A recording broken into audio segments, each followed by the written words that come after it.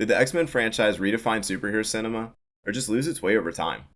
From groundbreaking beginnings to messy timelines, legendary highs like Logan to infamous lows like Dark Phoenix, the X-Men films gave us everything, for better and worse. So today we're diving into how it all started, where it all went wrong, and whether the series wrapped on a satisfying note now that Deadpool and Wolverine has brought the franchise to a close.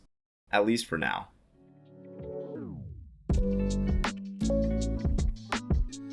Hey everyone, welcome back to the channel. I'm Adam, and today we're taking a deep dive into the X-Men film saga, a franchise that helped launch the modern superhero boom before the MCU dominated everything. We'll take a look at what made this series soar, where it stumbled, and how Deadpool and Wolverine finale wraps things up for good. Well, kinda.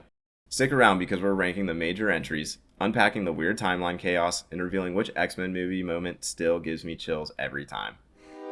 Don't you know who I am? I'm the Juggernaut, bitch!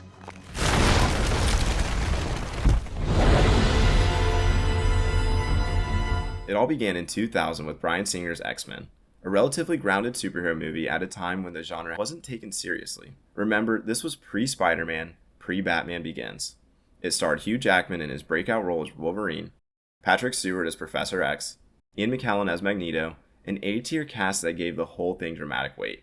The tone was serious, the world felt real, and it made mutants a metaphor for outsiders and marginalized groups.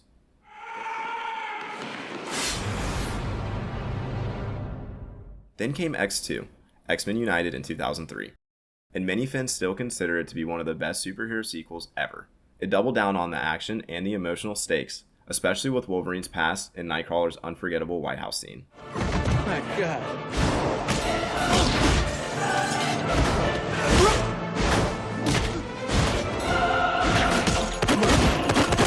It expanded the universe, raised the bar, and proved the franchise had real legs. But then... X-Men The Last Stand, directed by Brett Ratner after Singer left to do Superman Returns. This third film in 2006 is where the cracks started to show.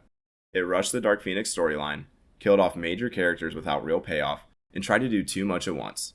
Jean Grey's transformation into the Phoenix should have been epic. Instead, it felt rushed and emotionally hollow. This is where the first major fall-off of the franchise occurred.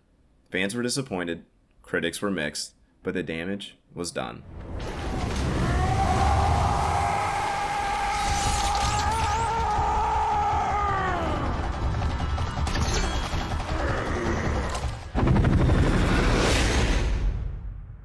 With the original trilogy concluded, and not on a high note, Fox pivoted. Enter X-Men's Origins Wolverine in 2009, which should have been a slam dunk.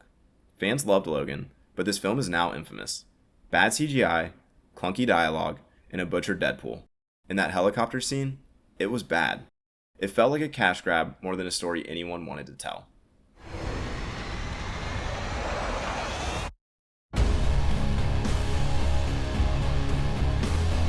Thankfully, the franchise bounced back a bit with X-Men First Class in 2011. Directed by Matthew Vaughn, this prequel set in the 60s focused on a young Charles Xavier and Magneto, played brilliantly by James McAvoy and Michael Fassbender.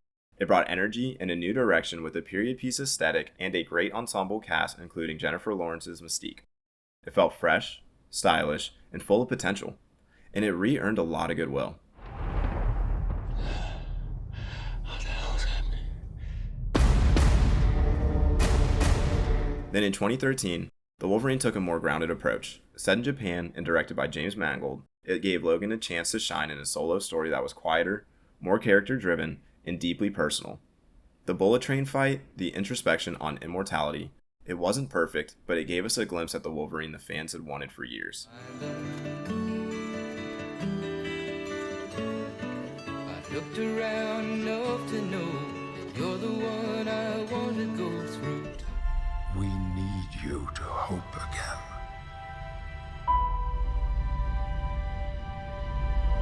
And then came X-Men Days of Future Past in 2014. This was the sweet spot, a time travel epic combining the old cast and the new. Filled with emotional stakes and stunning visuals, Quicksilver's kitchen scene? Iconic. It felt like the franchise found its soul again, correcting the timeline errors of The Last Stand and forging a unified direction.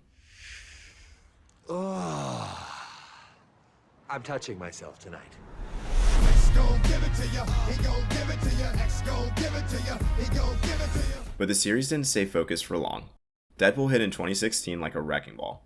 Ryan Reynolds fully embraced the R-rated fourth wall breaking absurdity of the character, and it worked.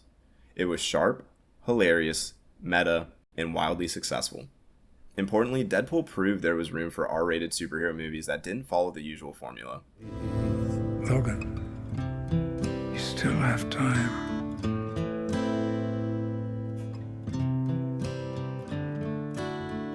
And then came Logan in 2017. James Mangold returned to give Hugh Jackman's Wolverine the swan song he deserved. Set in a bleak future, Logan was brutal, emotional, and absolutely stunning. It wasn't just a great superhero movie, it was a great movie, period. The bond between Logan and Laura, the raw violence, the themes of aging and legacy, it hit. This movie was the golden moment of the franchise, a culmination of everything that came before, and an ending that was actually earned.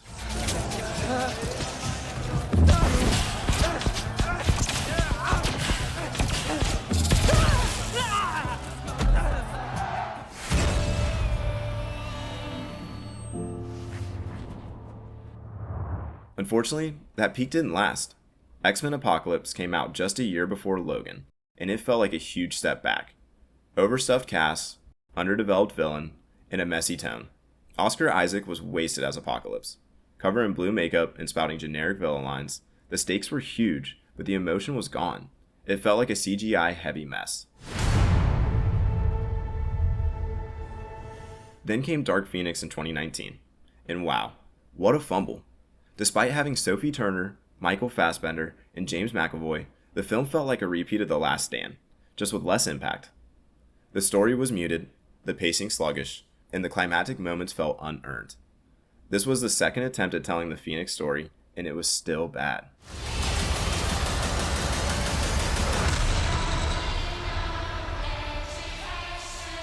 And then there was New Mutants, a horror spin-off that was delayed multiple times, caught in the Disney-Fox merger chaos, and ultimately felt like an afterthought. The cast was solid, Anya Taylor-Joy, Maisie Williams, but the movie itself felt unfinished, tonally confused, and utterly forgettable. By this point, audiences had moved on. The X-Men brand had lost its spark. Holy shit! You saved the good stuff for special occasions? Sorry, I'm just a catty bitch when I'm jealous. All right, let's do this. Now we're in 2025, and Deadpool and Wolverine has come and gone. Surprisingly, it was fantastic. While it serves more as a continuation of Deadpool's world than a full-on X-Men reunion, it still gives us a final farewell to Hugh Jackman's Wolverine in true Deadpool style. Irreverent, violent, emotional, and meta to the core. There were just a few X-Men nods, like Channing Tatum's Gambit, and some clever jokes about the timeline chaos, but this wasn't about fan service cameos. It was about giving Logan and Wade a worthy goodbye. This film closed the book on the Fox X-Men universe with a wink and a punch to the face, literally and metaphorically. It acknowledged the mess while embracing the chaos, and ultimately left fans with something satisfying. It reeks like old lady pants in here. Sounds like you have a dick in your mouth. Oh, motherfucker, you are hard to look at. Like a testicle with teeth. So what's the legacy of the X-Men film franchise? It's complicated. This series was groundbreaking. X-Men and X2 helped prove that superhero movies could be smart, serious, and successful.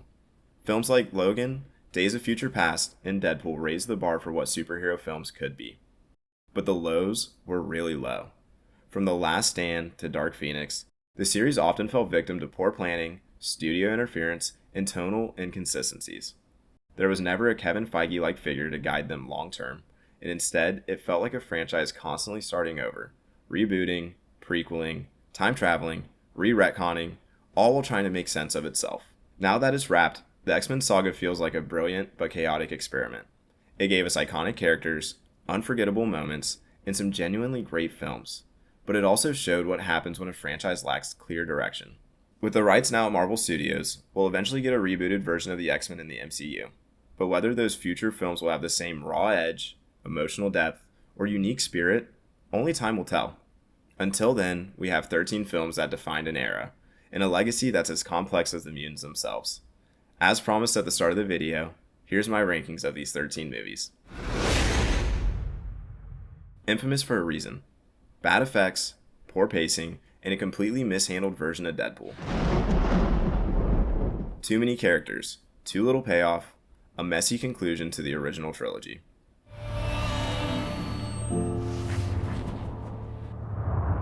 Visually overloaded, emotionally empty, wasted potential, and a flat villain performance. Missed opportunity. Interesting tone and cast, but hampered by delays and lack of polish. Entertaining and full of energy, though a bit more chaotic and less focused than his predecessor. Underrated and character-driven, with a unique setting and more personal Logan story. The one that started it all. Grounded, serious, a necessary stepping stone for the genre's rise. A satisfying, chaotic farewell to Wolverine and Deadpool. Fun, meta, emotional, and a strong final note. A stylish 1960s reboot with strong performances and a fresh tone that revitalized the franchise. A strong sequel with deeper character arcs, tighter action, and one of the best ensemble casts in the entire genre.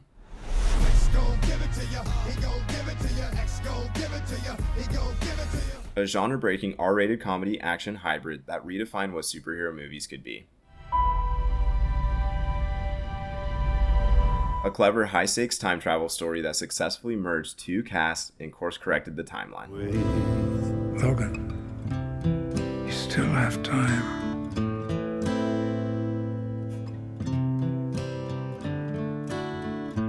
Raw, emotional, and powerful. Not just the best X-Men movie, but a top-tier superhero film, period.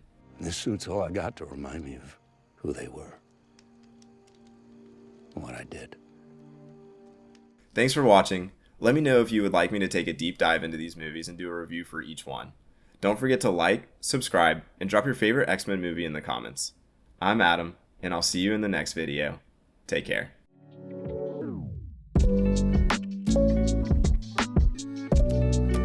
Thank you.